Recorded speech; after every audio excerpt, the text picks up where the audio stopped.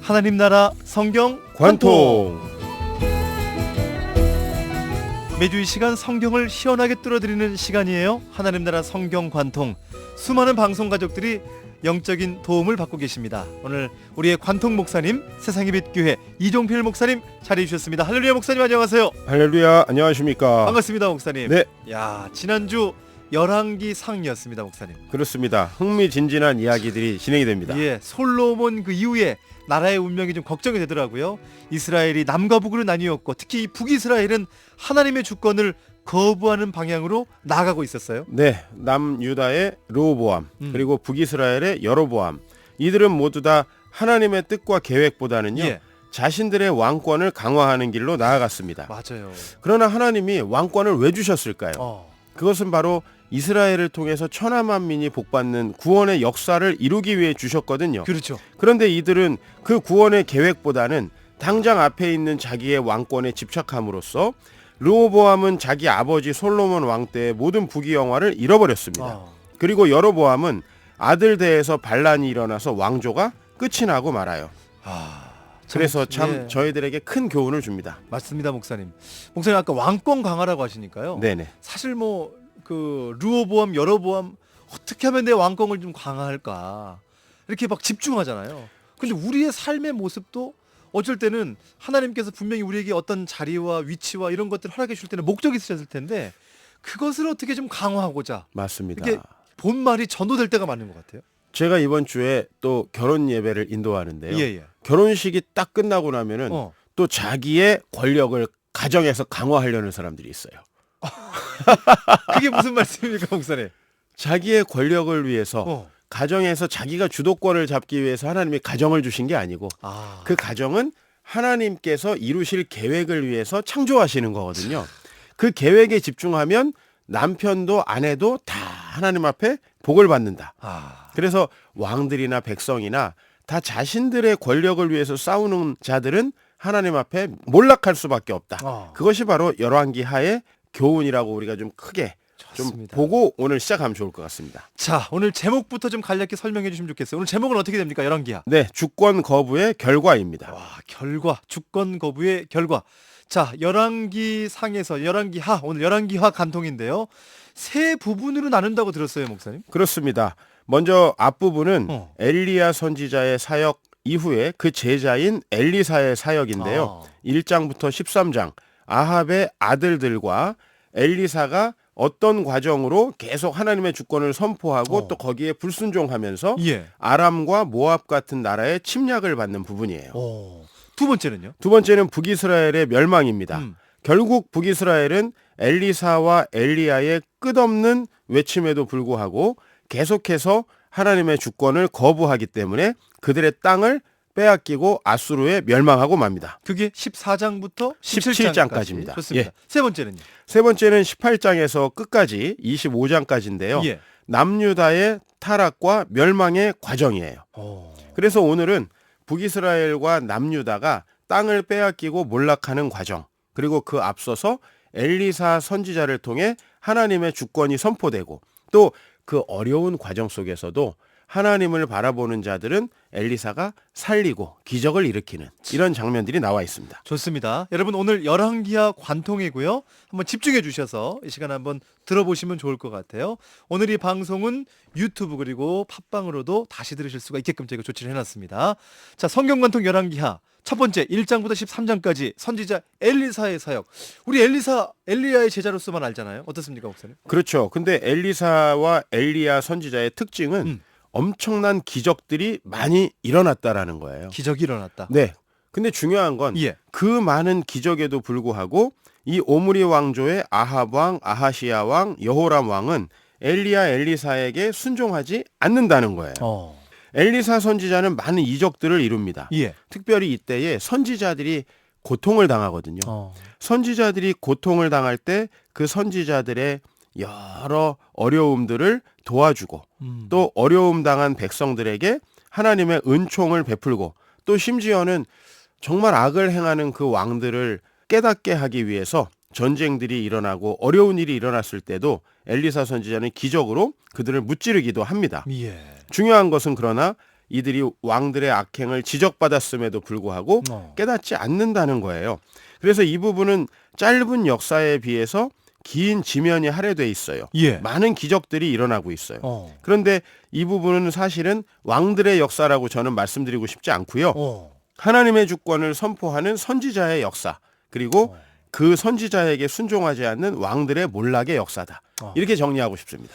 엘리사의 사역이 상당히 정말 긴 지면이 할애가 된 것 같아요. 맞습니다. 1장부터 13장까지 그 사역에 대한 내용들이 나와 있고요. 자, 그러면 두 번째 14장부터 25장까지 쭉 이렇게 남북 왕조의 멸망에 대해 나와 있네요. 네, 북이스라엘은 짧은 역사에 비해서 7개 이상의 새로운 왕조가 들어섰어요. 7개요? 네, 제가 한번 말씀을 읽어드릴게요. 유다왕 아사왕 셋째 해에 바하사가 나답을 죽이고 대신하여 왕이 되고. 야. 여러분, 왕이 왕을 죽인다는 것은 구테타가 일어나고 그렇죠. 계속 권력을 위해서 권력자들이 싸운다는 거거든요. 선열이 낭자했네요, 궁전에. 그렇습니다. 또 그 다음 말씀, 엘라가 디르사에 있어 왕궁 맡은 자 아르사의 집에서 마시고 취할 때 그 신하 곧 병거 절반을 통솔한 지휘관 시므리가 왕을 모반했다. 이런 식의 말씀들이요, 열왕기상부터 열왕기하 9장 15장 계속됩니다. 예. 근데 남유다의 왕조는 비교적 평화로워요.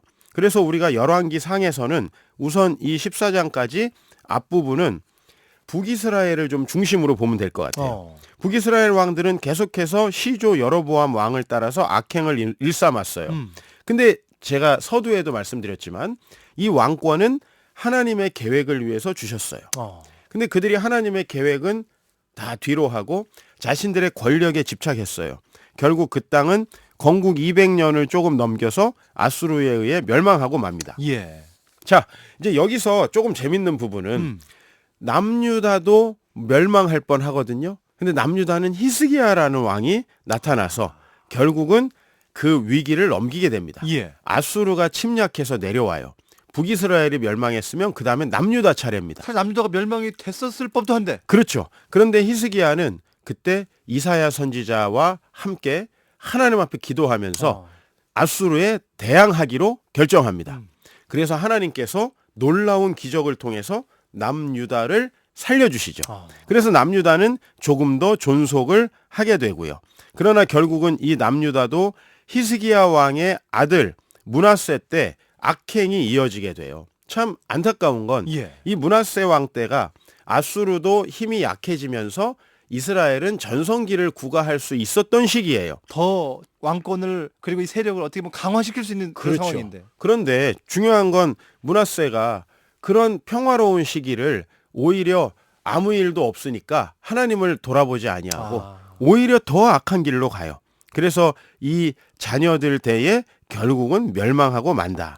참 가슴 아픈 이야기가 이 열왕기 하에 적혀 있습니다. 네.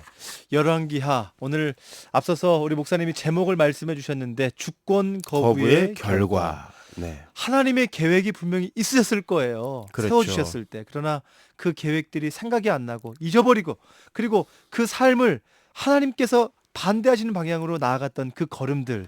자, 그러면 오늘 열왕기하 한번 정리해 주시면 좋겠습니다. 네, 하나님의 주권을 거부한 결과는 땅을 잃어버리고 복을 상실하는 것이에요. 북이스라엘과 남유다는 차례로 아수르와 바벨론에게 멸망합니다.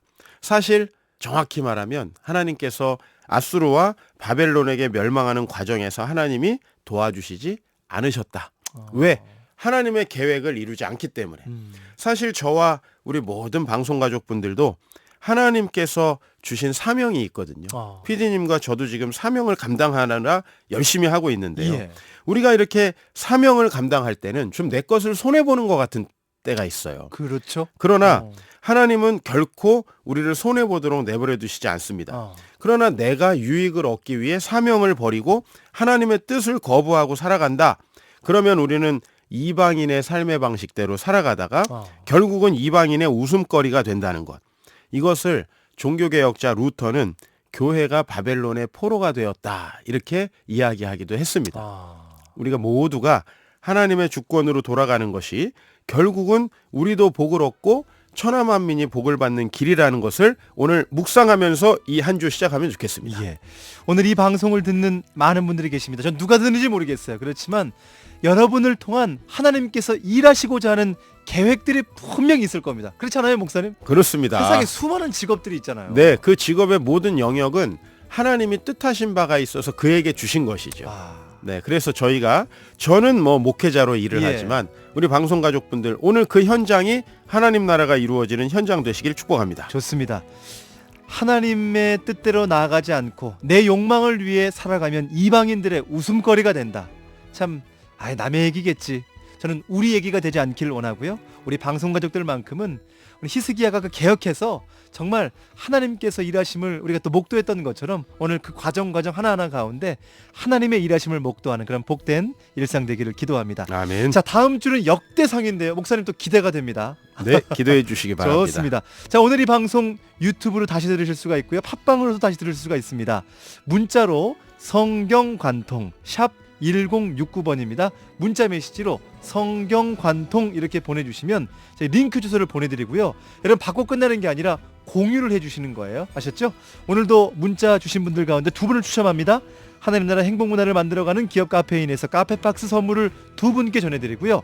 넥서스 크로스에서 하나님 나라 관점으로 구약관통, 신약관통 책 세트를 여러분께 또 2분 선정해서 전해드리도록 하겠습니다. 여러분 지금 많은 참여를 부탁드리겠습니다. 문자로 같이 해주세요.